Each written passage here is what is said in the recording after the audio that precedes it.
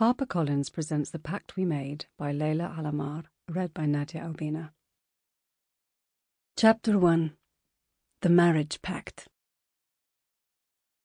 We were 8 years old in my first memory of the marriage pact. Mona and I were at Zaina's house. Her oldest sister had just gotten married, and we were bursting with talk of all that we'd seen and heard at the wedding. We looked like mummy brides wrapped in her mother's headscarves. Mona had found ribbons and flowers which she'd braided and pinned into her hair. We took turns being the bride while the other two played the parts of sisters, supporting the train, giving admonishing smiles during the yalwa, and bobbing up and down in exultant dances. "When she came through the door, everyone was so quiet," Zaina said, standing at the door to her room, holding a bouquet of fake roses. "All the lights went out and there was just a spotlight on her, and then Heb al-Saada came on and she started walking, like this." She took solemn steps forward, her feet drowning in the heels we'd pilfered. Mona held and redraped her train as she walked. I was supposed to sing the song, but I was imagining walking down a long aisle with a spotlight on me while everyone stared. It wouldn't be like weddings we saw on television where the man stood at the end. It would just be me and a never-ending aisle leading to an empty settee. I could trip and fall, walk too slow or too fast, forget to smile at the photographer or drop my bouquet. Anything could happen. "Dahlia," Mona whined, drawing out the syllables in my name. I started singing, but Zaina had already reached the desk chair we were using as a kosher. She turned to look over her shoulder while Mona metamorphosed into photographer, snapping shots of Zaina smiling, laughing, and looking coy. I knew what was coming next. I always got the groom's role. "Yalla ya meres," Mona hissed, waving me back towards the door. I obeyed, hurrying down our makeshift aisle. Mona immediately sprang into action, chanting the groom's song as I walked back towards them. The man had it easier.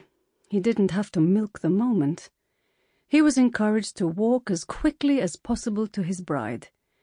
I got to Zaina and gave her a kiss on the forehead before taking the chair beside her. Mona redraped the train and continued to snap fake photos as we interlocked our arms and mimed sipping juice from tall, fluty glasses. "We should get married together," Zaina said, sighing up to the ceiling. "All three of us on the same day." "Yeah," Mona cried, clapping her hands together. "And we can have one big party." "We could all walk down the aisle together," I offered. "No," Mona and Zaina shouted, frowning at me. "We'll take turns," Zaina said with a nod. "Who goes first?" Mona asked. Zaina chewed her lip and picked at a scab from where she'd scraped her elbow. "We'll go by the alphabet." "Yeah," Mona exclaimed, linking fingers with Zaina and waiting for me to join. My stomach clenched into something hard and tight and unfamiliar. But I added my fingers to our promise link and we shook on it.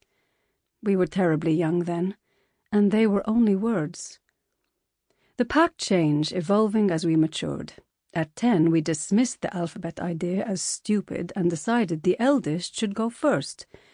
A few years later, we would sometimes draw straws or have a competition to see who could flick their marble the furthest.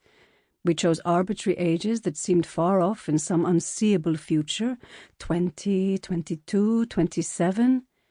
By 15, I wanted out of the pact, but was kept in by Mona and Zaina's unwavering enthusiasm. At 19, Mona decided the pact wasn't cool and joined me, but in our early 20s, the two of them were back in competition. Our families thought the pact was charming at first, some adorable little fancy for little girls. They saw it as early confirmation that life would turn out like they expected it to, that their daughters would turn out as planned. Later, it became funny, an amusing anecdote to share at gatherings, something to laugh about with friends and aunties. Finally, it became tiresome. Just one more thing. Sample complete. Ready to continue?